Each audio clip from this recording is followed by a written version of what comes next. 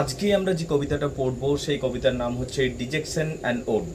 এই dejection and ode যে কবিতাটি রয়েছে, এই কবিতাটির যে ব্যাকগ্রাউন্ড আছে, যদি কেউ ব্যাকগ্রাউন্ডটা না জেনে থাকো, ইতিমধ্যে একটা ভিডিও বানিয়ে দিয়েছি দেখবে। সেই ভিডিওতে পুরো ব্যাকগ্রাউন্ডটা আধ ঘন্টা ধরে বুঝিয়েছি, ঠিক আছে, হাফ অ্যান আওয়ার ধরে বুঝিয়েছি ব্যাকগ্রাউন্ড। তাই ব্যাকগ্রাউন্ড নিয়ে আজ বিশেষ কিছু বলবো না, তবে 1-2 মিনিটে যেটুকু না বললেই নয় কবিতাকে রিলেট করার জন্য সেইটুকু আমি বলবো। ডিজেকশন মানে কি? ডিজেকশন মানে হচ্ছে নট ইন্সপায়ারিং, বা ডিজেকশন মানে হলো নিরাশা। অ্যান্ড ওড, অ্যান্ড মানে একটি, ওড, ওড মানে এক ধরনের কবিতা, ঠিক আছে। ওড কেমন কবিতা, এটা প্রশ্ন আসতে পারে। What is an ode? Ode হলো একটা long narrative poem address to a natural subject or some natural entity or some particular subject and it is written in a dignified style. তাহলে ওড হলো এক ধরনের কবিতা, সাধারণত কোনো ন্যাচারাল সাবজেক্টকে, ন্যাচারাল এন্টিটিকে ডেডিকেট করা হয়। তবে এক্ষেত্রে আমরা ডিজেকশন মানে নিরাশা সম্বন্ধে পাবো, ঠিক আছে। এটা একটা লম্বা চৌড়া কবিতা, dejection and ode. Dignified language থাকে, এবং এই ওড কবিতার এমনই একটা ধরন যেখানে কবি নিজের মত প্রকাশ করে থাকেন কোনো না কোনো বিষয় সম্বন্ধে। আজকে আমরা ডিজেকশন নিয়ে পাবো। এবার ডিজেকশন মানেটা হলো নিরাশা, হতাশা, নিরাশা, মানে নট ইন্সপায়ারিং, এইরকম একটা অফ মুড, এই জিনিসটা ডিজেকশন, রাইট। আমরা যদি লেখকের নাম পাই, মানে কবির নাম পাই, লেখক বললে ভুল হবে, কবি, আমরা যদি কবির নাম পাই, কবি হচ্ছেন S T. Coleridge, Samuel Taylor Coleridge. উনি কি ছিলেন? উনি ব্যক্তিগত জীবনে স্যামুয়েল টেইলর কোলরিজ প্রচণ্ড আফিং নিতেন, এবং তার জীবন না, এই এস.টি. কোলরিজের যে জীবন দশাটা আমরা দেখি, সেখানে আমরা দেখতে পাবো তিনি একটা সময় ফুললি অ্যাডিক্টেড হয়ে পড়েছিলেন। এস.টি. কোলরিজ তিনি আইডিয়ালিস্ট ছিলেন, আদর্শবাদী ছিলেন, ড্রিমার ছিলেন, স্বপ্ন দেখতেন, এবং তার সাথে একটা বন্ধুত্ব ছিল, খুব ভালো বন্ধুত্ব ছিল উইলিয়াম ওর্ডসওয়ার্থের। উইলিয়াম ওর্ডসওয়ার্থকে আমরা কেনার চিনি, আমরা যদি রোমান্টিক যুগ পড়ি সেখানে আমরা উইলিয়াম ওর্ডসওয়ার্থের কথা বারবার পাই। সেই উইলিয়াম ওর্ডসওয়ার্থের সাথে তার খুব ভালো বন্ধুত্ব ছিল, এমনকি উইলিয়াম ওর্ডসওয়ার্থের বাড়িও আসা যাওয়া করতেন। উইলিয়াম ওর্ডসওয়ার্থের যে স্ত্রী ছিলেন, এবং উইলিয়াম ওর্ডসওয়ার্থের স্ত্রীর যে বোন ছিল, তার সাথে এই আমাদের এস.টি. কোলরিজের খুব ভালো সম্পর্ক গড়ে উঠেছিল, ফ্রেন্ডশিপ রিলেশনশিপ ছিল, সেটা আর কিছু নয়। লিরিক্যাল ব্যালেড একসাথে প্রকাশিত করেছিলেন। এই সমস্ত বিষয়গুলো আমরা এস.টি. কোলরিজ সম্বন্ধে জানতে পারি। এস.টি. কোলরিজ একজন রোমান্টিক কবি ছিলেন, এবং এই কবিতাটাও একটা রোমান্টিক পোয়েমের ক্যাটাগরিতেই পড়ে। এই কবিতাটা কি? ইটস অ্যাবাউট স্যাডনেস, মানে দুঃখের কবিতা, এবং দুঃখ নিয়ে এই কবিতাটা লেখা হয়েছে। ইট ইজ ওয়ান সাইডেড লাভ, এখানে ওয়ান সাইডেড লাভের কথা পাই, বা তিনি নিজেও ওয়ান সাইডেড লাভার ছিলেন। তিনি একটা মেয়েকে ভালোবাসতেন, একটা বিবাহিত মহিলাকে, ঠিক আছে। সেই মেয়ের নাম ছিল, বা মহিলার নাম ছিল সারা হাচেনসন। সেই মহিলার নাম কি ছিল? Sara Hutchinson, who was a married woman, and she did not accept S T. Coleridge. এই এস.টি. কোলরিজ সারা হাচেনসনকে ভালোবাসলেন, কিন্তু সারা হাচেনসন তাকে কিন্তু অ্যাকসেপ্ট করেনি। Then why she would accept, right? She is a married woman, এবং she was very happy in her life. তো যাই হোক, কোলরিজ কিন্তু ভালোবেসেছিলেন সারা হাচেনসনকে। Later she change the name. এবার এই যে কবিতাটা আমরা পড়বো, আমরা যখন এই কবিতাটা পড়বো ডিজেকশন অ্যান্ড ওড, এই কবিতাটা পড়তে গিয়ে আমরা সারা হাচেনসনের নামটা পাবো, কিন্তু পরবর্তী সময়ে সারা হাচেনসনের নামটা সরিয়ে দেওয়া হয়, এবং তার পরিবর্তে ও লেডি এই কথাটা ব্যবহার করা হয়েছে। আমরা কবিতা পড়তে গিয়ে ও লেডি কথাটা পাবো, কিন্তু আসলে এটা কিন্তু সারা হাচেনসনের কথাই বলা হয়েছিল প্রথমে। পরবর্তী সময়ে এটাকে পাল্টে ফেলা হয়, এবং সারা হাচেনসন নামটাকে সরিয়ে দিয়ে ও লেডি করা হয়েছে। উল্লেখযোগ্য যে এস.টি. কোলরিজ আবার নিজের স্ত্রীর নামও সারা ছিল, ঠিক আছে। এটা একটা উল্লেখযোগ্য বিষয়। এখানে একটা প্রিফেসের মতো রয়েছে, কবিতা যখনই পড়বো এখানে একটা প্রিফেসের মতো রয়েছে। সেই প্রিফেসটা রয়েছে প্যাট্রিক স্পেন্সকে নিয়ে, ঠিক আছে। সেই প্যাট্রিক স্পেন্সকে নিয়ে এখন প্রশ্ন জাগবে, যখন প্রিফেসটা প্যাট্রিক স্পেন্সকে নিয়ে শুরু হচ্ছে, এখানে একটা স্বাভাবিক প্রশ্ন জাগবে যে প্যাট্রিক স্পেন্স কে ছিলেন? তিনি একজন স্কটিশ, প্যাট্রিক স্পেন্স, বুঝতে পারলে, স্কটিশ একজন সেইলার ছিলেন, ব্রেভ ম্যান ছিলেন। এই প্যাট্রিক স্পেন্সকে সমুদ্রে পাঠিয়েছিলেন স্কটল্যান্ডের কিং, বুঝতে পারলে। প্যাট্রিক স্পেন্স একজন সেইলার ছিলেন, খুব দুর্দান্ত সেইলার ছিলেন। সেই যুগের একজন কবি, বার্ড, বার্ড মানে হচ্ছে চারণ কবি বলতে পারো, কবি বলতে পারো, একটা কবিতা লিখেছিলেন। যে কবি বা যে কারোর চারণ কবি খুব ভালোভাবে ওয়েদারকে বুঝতেন, তো সেই কবির, সেই চারণ কবির প্যাট্রিক স্পেন্সকে নিয়ে একটা কবিতা লিখছেন। সেই কবিতা দিয়ে আমাদের কবিতাটা ডিজেকশন অ্যান্ড ওড শুরু হচ্ছে। কবি এখানে যখন প্রথমে বাক্যে পড়বো, এখানে আমরা দেখতে পাবো কবি এখানে এক ঝড়ের আশা করেছেন। কিসের আশা করছেন? ঝড়ের আশা। এইরকম একটা ঝড় অতীতেও ঠিক চেয়েছিলেন, কিন্তু এইরকম একটা ঝড় হয়তো অতীতেও এসেছিল। সেই জন্য প্যাট্রিক স্পেন্সের সম্বন্ধে যে কবিতাটি লেখা হচ্ছে, সেই কবিতাতে এইরকম একটা ঝড়ের কথা পাওয়া যায়। আজকেও এইরকম একটা ঝড় আসতে চলেছে। কবি এখানে এই ঝড়ের আশা করেছেন। এইরকম ঝড় যেটা অতীতে এসেছিল, আজকেও তিনি এইরকম ঝড় আশা করছেন, এবং তিনি আশা করছেন এই ঝড়ের শক্তির দ্বারা তিনি তার স্যাড মুডটাকে বা ডিজেকশনটাকে বা এই নিরাশাটাকে তিনি ঝেড়ে ফেলতে চান এবং প্রাণবন্ত মানুষে পরিণত হতে চান। তিনি নিজের ইমাজিনেশন পাওয়ারকে আবার ফিরে পেতে চান। তার যে মনে হচ্ছে আমার ইমাজিনেটিভ পাওয়ার বা আমার ইমাজিনেশন ক্ষমতা যেটা নিচের দিকে নামছে, সেটা যেন আবার রিভাইগোরেট হতে পারে, যেন পুনরায় যেন তেজস্বী হয়ে উঠতে পারে। এই কথাগুলোকে তিনি বলছেন। ডিজেকশন অ্যান্ড ওড যদি আমরা দেখি, এখানে আমরা দেখতে পাবো স্যামুয়েল টেইলর কোলরিজ 1802 সালে, ঠিক আছে, 1802 সালে এটা লিখছেন। স্যামুয়েল টেইলর কোলরিজ 1802 সালে এই কবিতাটা লিখছেন, এবং দ্য মর্নিং পোস্ট, লন্ডনের একটা বিখ্যাত নিউজ পেপার, সেই লন্ডনের বিখ্যাত নিউজ পেপার মর্নিং পোস্টে এটা প্রকাশিত হচ্ছে। এই কবিতাটা নিশ্চিতভাবে কার জন্য লেখা হয়েছিল? সারা হাচিনসনের জন্য লেখা হয়েছিল। এই উম্যান, যে মানে হু ওয়াজ ম্যারিড উম্যান, যেটা আমি বললাম এই মাত্র, ঠিক আছে। এবং এই কবিতার মাধ্যমে তিনি তার ফিলিংসটাকে প্রকাশ করছেন সারা হাচিনসনের জন্য, বাট সারা হাচিনসন কিন্তু অ্যাকসেপ্ট করেননি। এইটা হলো বড় বিষয়। এটা যদি ব্যাকগ্রাউন্ড তুমি দেখতে যাও, ঠিক আছে, ব্যাকগ্রাউন্ড যদি দেখতে যাও, তাহলে এখানে আমরা দেখতে পাবো এটা একটা আর্লি ড্রাফট কমপ্লিট হয়েছিল, ঠিক আছে, 1802 এর 4 এপ্রিল, এবং পরবর্তী সময় এটা আমরা জানি প্রকাশিতও হয়েছে। অরিজিনাল ড্রাফটে যখন যে অরিজিনাল ড্রাফটটা হয়েছিল, মানে প্রথমে যে অরিজিনাল লেখাটা ছিল, সেটার কি টাইটেলটা ছিল সেটাও জেনে রাখো। লেটার টু সারা হাচিনসন, এইটা ছিল অরিজিনাল টাইটেল। মানে যখন অরিজিনালি ড্রাফটটা করা হয়েছিল, কবিতার লেখা হয়েছিল, পরবর্তী সময় এডিট ফেডিট হয়, কিন্তু তার আগে যখন অরিজিনালি লেখা হয়েছিল, এটার যে টাইটেল সেটা কি ছিল? লেটার টু সারা হাচিনসন, এইটা ছিল টাইটেল। এই কবিতাটা কবিতাটা রয়েছে, সেটা 340 লাইনের কবিতা ছিল, 340 লাইনস, কিন্তু পরবর্তী সময়ে আমরা জানি এটাকে কাটছাট করা হয় এবং 139 লাইন প্রিন্টেড হয়েছে, ঠিক আছে। Let's get start. এবার শুরু করা যাক এই কবিতার লাইন বাই লাইন বিষয়গুলো দেখা যাক। ব্যাকগ্রাউন্ড মোটামুটি সংক্ষেপে বলে দিলাম, লাইন বাই লাইন বিষয়টাতে আসা যাক। Let's get start. দেখো, এটা হচ্ছে লাইন বাই লাইন বিষয়টা। এখানে আমরা কি দেখতে পাচ্ছি? Already I have shared the materials. Dejection and ode by Samuel Taylor Coleridge. Late yestreen, এই যে ইয়েস্টার্ন বলছে, এটা মানছে ইয়েস্টারডে, ঠিক আছে, ইয়েস্টারডে ইভিনিং, এটা কত সুন্দর এস্টিন বানিয়ে দিয়েছে, ইয়েস্টারডে ইভিনিং, এই কথাটাকে একসাথে বলে দিচ্ছেন এস্টিন। তাহলে late yestreen I saw the new moon, মানে লাস্ট ইভিনিং, গত সন্ধ্যায় আমি দেখেছিলাম একটা নতুন চাঁদকে। গত সন্ধ্যায়, লেট মানে যেটা পার হয়ে গেছে, পার হয়ে গেছে। ইস্টিন মানে ইস্টিন মানে ইয়েস্টারডে ইভিনিং, গতকাল সন্ধ্যাবেলায় আমি দেখেছিলাম, কি দেখেছিলাম? I saw the new moon, আমি একটা নতুন চাঁদ দেখেছিলাম। With the old moon in her arms, এবং যেন মনে হচ্ছিল আমার সেই পুরনো চাঁদটাকে। বলে স্যার, চাঁদ আবার নতুন পুরনো কি? দেখ, আমরা জানি পূর্ণিমা অমাবস্যার কনসেপ্ট, আমরা জানি, ঠিক আছে, তো সেক্ষেত্রে নতুন পুরনোর কনসেপ্ট তুমি পেয়ে যেতে পারো, কিন্তু এই ক্ষেত্রে কি বলা হচ্ছে? লেট ইয়েস্টারডে ইভিনিং, গত সন্ধ্যাবেলায় আই স নিউ মুন, আমি একটা নতুন চাঁদ দেখেছিলাম।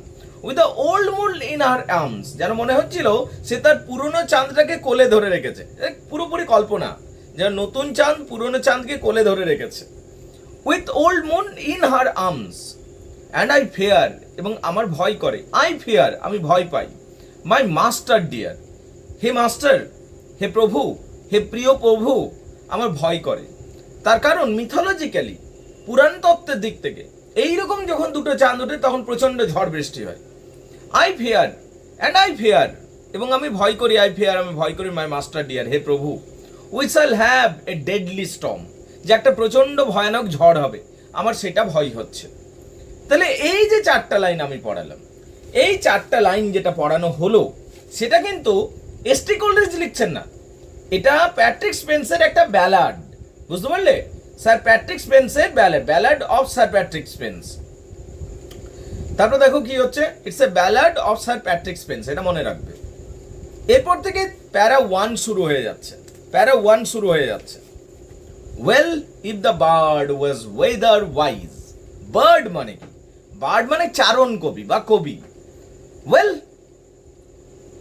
ইফ দ্য বার্ড, যদি ওই কবি, ওয়াজ ওয়েদার ওয়াইজ, যদি ওই কবি জ্ঞানী ছিলেন বা জ্ঞানদীপ্ত ছিলেন আবহাওয়ার সম্বন্ধে, যিনি এই উপরে 4টা লাইন লিখেছেন, যদি এই কবি জ্ঞানদীপ্ত ছিলেন বা জ্ঞানী ছিলেন আবহাওয়ার সম্বন্ধে, এবং তিনি তার কবিতাতে বলেছেন যে একটা পুরনো চাঁদের উপর যদি একটা নতুন চাঁদ চলে আসে তাহলে একটা প্রচন্ড ঝড় বৃষ্টি হবে, এই ব্যাপারটা যেহেতু উনি বলেছেন, আশা করে নিচ্ছি ওই কবি ওয়েদার বা আবহাওয়া নিয়ে জ্ঞানী ছিলেন।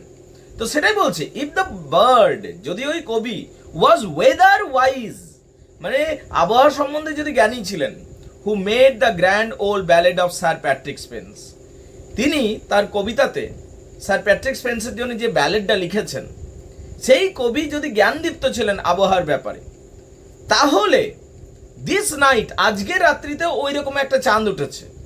সো ট্র্যাঙ্কুয়েল নাও, যে রাত্রিটা আজকে, ট্র্যাঙ্কুয়েল মানে শান্ত, যে রাত্রিটা আজকে এখনো পর্যন্ত শান্ত আছে, উইল নট গো হেন্স, কিন্তু সেটা এইরকম থাকবে না। উইল নট গো হেন্স, এইরকম থাকবে না। তাহলে কি বললাম?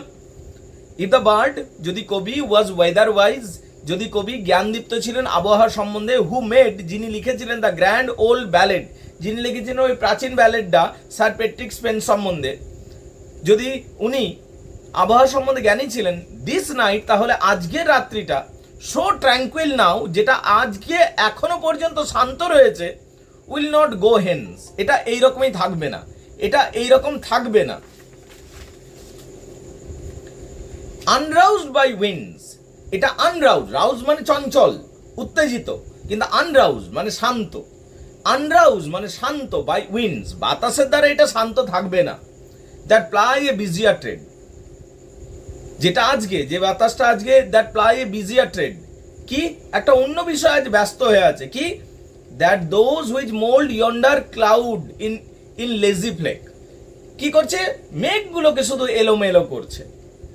মানে একটা শান্ত মেঘ দেখা যাচ্ছে, যেখানে একটা মৃদুমন্দ বাতাস বইছে, সেই মৃদুমন্দ বাতাস মেঘগুলোকে, পেঞ্জা মেঘগুলোকে কি করছে? এলোমেলো করে দিচ্ছে এবং নিয়ে যাচ্ছে। তো এই কাজে ব্যস্ত রয়েছে, কিন্তু কিছুক্ষণ পর এটা থাকবে না, যদি ওই বার্ড, ওই চারণ কবি ঠিক ছিলেন। তার কারণ আজকেও সেই ডাবল মুন, পুরনো চাঁদের উপর নতুন চাঁদ উঠেছে, তাহলে কিন্তু আজকেও প্রচন্ড ঝড় আসবে যদি ওই কবি ঠিক। অর দ্য ডাল সবিং ড্রাফট, দ্য উইন্ড ইজ, এখানে নিজের সুবিধার্থে তুমি ব্যবহার করতে পারো। আজকের বাতাসটা হলো দ্য ডাল, ডাল মানে নীরস, ডাল মানে হচ্ছে দম বন্ধ, সাফোকেটিং, বুঝতে পারলে? আজকের বাতাসটা হলো ডাল, সবিং ড্রাফট। এই যে সবিং কাকে বলে? মানে যখন তুমি পুরো কাঁদছো, অনেক বেশি কাঁদছো এবং কাঁদতে পারছো না, ঠিক আছে, এই যে এটাকে সবিং বলা হয়। আজকের বাতাসটা যেন সবিং করছে, মানে যেন হাঁপাচ্ছে, ফোপাচ্ছে। দ্যাট মোনস দ্য রেক, এবং যেন বাজাচ্ছে, কি বাজাচ্ছে? Upon the string of Aeolian lute, যেন কোনো বাদ্যযন্ত্রের সুতোগুলোকে বাজাচ্ছে, বাদ্যযন্ত্রের সুতোগুলোকে যেন বাজাচ্ছে, ঠিক আছে? এই যে অ্যালিয়ান লিউট মানে এক ধরনের বাদ্যযন্ত্র। আজকের বাতাসটা যেন দম বন্ধ করা বাতাস, এবং আজকের বাতাসটা যেন হাঁপাচ্ছে বা ফোপাচ্ছে, কাঁদতে পারছে না, এত বেশি কেঁদেছে, এবং যেন বাজাচ্ছে, কি বাজাচ্ছে? অ্যালিয়ান লিউট বাজাচ্ছে, ঠিক আছে? তাদের সুতো, স্ট্রিং মানে সুতো, সেই সুতোগুলোকে টান দিচ্ছে যেন মনে হচ্ছে। হুইচ বেটার ওয়ের মিউট, যেটা না বাজালেই ভালো হতো, বা যদি এটা শান্ত থাকতো। হুইচ বেটার ওয়ের, দেখো কি বলছি, হুইচ বেটার ফার ওয়ের মিউট, যদি এটা শান্ত থাকতো তাহলেই বেশি ভালো হতো। For low the new moon winter bright, for low, for মানে এখানে কারণ, the new moon winter bright, এই নতুন চাঁদ যেটা উঠেছে সেটা উইন্টার ব্রাইট মনে হচ্ছে, মানে একটা উজ্জ্বল জলজলে ভাব রয়েছে নতুন চাঁদটার মধ্যে। তার কারণ, ফর মানে কারণ, দ্য নিউ মুন, নতুন চাঁদটা, উইন্টার ব্রাইট, একদম চকচকে শীতকালের মতো মনে হচ্ছে। অ্যান্ড ওভারস্প্রেড দ্য ফ্যান্টম লাইট, কিন্তু এটার পেছনে যেহেতু পুরনো চাঁদটা রয়েছে সেই জন্য একটা গোস্টলি লাইট, একটা ভুতুড়ে আভা বের হচ্ছে। With swimming phantom light overspread, এবং সেই পিছনের চাঁদের আলোটা বেরিয়ে আসছে। But rimmed and circle by the silver thread, but rimmed and circle by a silver thread, কিন্তু এটা যেন মনে হচ্ছে একটা সিলভার থ্রেড, একটা রূপালী রঙের একটা যেন সিলভার সার্কেল তৈরি হয়েছে। I C the old moon, আমি দেখতে পাচ্ছি সেই পুরনো চাঁদটাকে। ইন হার ল্যাপ, সেই নতুন চাঁদের কোলে। ফোরটেলিং, যেটা ভবিষ্যৎবাণী করছে, মানে দুটো চাঁদ উঠেছে, নতুন চাঁদটাকে সামনে দেখছি আর পিছনে রয়েছে পুরনো চাঁদটা, যেটার মধ্যে থেকে একটা গোস্টলি আলো বেরোচ্ছে। I C the old moon, আমি দেখতে পাচ্ছি সেই পুরনো চাঁদটাকে। ইন হার ল্যাপ, নতুন চাঁদের কোলে বসে আছে যেন। ফোরটেলিং, যেটা ভবিষ্যৎবাণী করছে কি, দ্য কামিং অন রেন, যেটা ভবিষ্যৎবাণী করছে। ফোরটেলিং মানে ভবিষ্যৎবাণী করছে। দ্য কামিং অফ রেন, যে বৃষ্টি হবে। অ্যান্ড স্কোয়ালি ব্লাস্ট, এবং বজ্র বিদ্যুৎ সহ বৃষ্টি হবে। এই যে স্কোয়ালি ব্লাস্ট মানে খুব বজ্র বিদ্যুৎ সহ বৃষ্টির কথা বলছে। And oh, even now gust were swelling, এমনকি oh that even now the gust were swelling, এখন মেঘগুলো সব ফুলতে শুরু করেছে। And the slant night shower driving loud and fast, এখনই প্রচন্ড বৃষ্টি, রাত্রির বৃষ্টি শুরু হবে। And slant night shower, night shower মানে রাত্রির বৃষ্টি, এবং রাত্রির বৃষ্টি শুরু হবে। ড্রাইভিং লাউড অ্যান্ড ফাস্ট, যেটা জোরে জোরে ঝমঝম করে হবে। অ্যান্ড ফাস্ট হবে এবং জোরে জোরে আওয়াজ করেও হবে। দোজ সাউন্ড, ওই শব্দগুলো। Which oven have raised me, ওই শব্দগুলো যেটা প্রায়শতই আমাকে নাড়িয়ে দিয়েছে। ওভেন প্রায়শতই হ্যাভ রেজড মি, আমাকে জাগরিত করেছে বা নাড়িয়ে দিয়েছে। হোয়াইল ইজ দে অড, যেগুলো সম্মান মিশ্রিত ভয়ও সৃষ্টি করে। এই আওয়াজগুলো যে ঝমঝম বৃষ্টি হবে, বজ্র বিদ্যুৎ সহ বৃষ্টি হবে, এই শব্দগুলো আমাকে প্রায় জাগরিত করেছে। এবং এই শব্দগুলোকে, এই আওয়াজগুলোকে, মেঘ গর্জন হবে, ঝমঝম বৃষ্টি সহকারে বৃষ্টি যখন হতে থাকবে, এইগুলোকে আমি সশ্রদ্ধ ভয়ও রাখি এগুলোর প্রতি। And send my soul abroad, হয়তো এই শব্দগুলি আমার হৃদয়কে নাড়িয়ে দিতে পারবে বা মুভ করতে পারবে। এই শব্দগুলো, এই আওয়াজগুলো আমার হৃদয়কে মুভ করতে পারবে, যে হৃদয়টা আজ ভারাক্রান্ত হয়ে গেছে।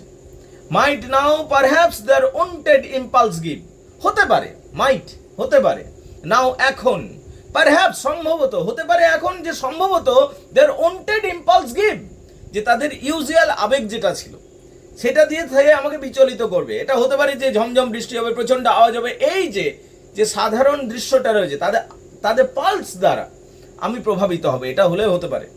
মাই স্টাটেল, হয়তো আমাকে নাড়িয়ে দিতে পারে। দিস ডাল পেন, আমাকে নাড়িয়ে দিতে পারে হয়তোবা, এবং আমার ভেতরে যে একটা নিরস যন্ত্রণা রয়েছে, মাই স্টাটেল হয়তো নাড়িয়ে দিতে পারে, মুভ করতে পারে। দিস ডাল পেন, একটা পেন হচ্ছে তোমাকে প্রচন্ড মারলো, তোমার তীব্র যন্ত্রণা হচ্ছে। আরেকটা যন্ত্রণা হচ্ছে ডাল পেন, মানে তীব্র যন্ত্রণায় কিন্তু যন্ত্রণা। ঠিক আছে, এইটা যে ডাল পেনটা রয়েছে, সেই ডাল পেন, মাইট স্টাটেল দিস ডাল পেন, যেটা আমার মনকে ভারাক্রান্ত করে রয়েছে, সেই ডাল পেনটা একটা নিরস যন্ত্রণা, সেটাকে হয়তো সে মুভ করবে। And make it move and live, সেই যন্ত্রণাকে সরিয়ে দেবে হয়তো, এবং আমাকে প্রাণবন্ত করবে হয়তো। এটা হতে পারে যে ঝড়টা আসছে, সেই ঝড়টা হয়তো আমাকে প্রাণবন্ত করতে পারে। এই ঝড়টা হয়তো আমার নিরস যন্ত্রণাটা, যেটা আমার বুককে ভারাক্রান্ত করে রেখেছে, সেই যন্ত্রণাটা কে সরিয়ে দিতে পারবে হয়তো। এইটা হয়তো করতে পারে, যেহেতু দুটো চাঁদ উঠেছে একসাথে, পুরনো চাঁদের কোলে নতুন চাঁদ উঠেছে। তাই আমি আশা করি যে একটা ঝড় উঠবে, প্রচন্ড ঝড় উঠবে, এবং সেই ঝড় একটা ঝমঝম বৃষ্টি নিয়ে আসবে, গর্জন সহ বৃষ্টি নিয়ে আসবে, যে বৃষ্টি হয়তো আমার ডাল পেনটাকে, আমার নিরস যন্ত্রণাটাকে হয়তো মুভ করবে, নাড়িয়ে দিতে পারবে, স্টাটেল করবে, এবং আমি প্রাণবন্ত হয়ে উঠতে পারবো হয়তোবা। এই পর্যন্ত একবার দেখে নাও, কার কি অসুবিধা আছে আগে বলো আমাকে।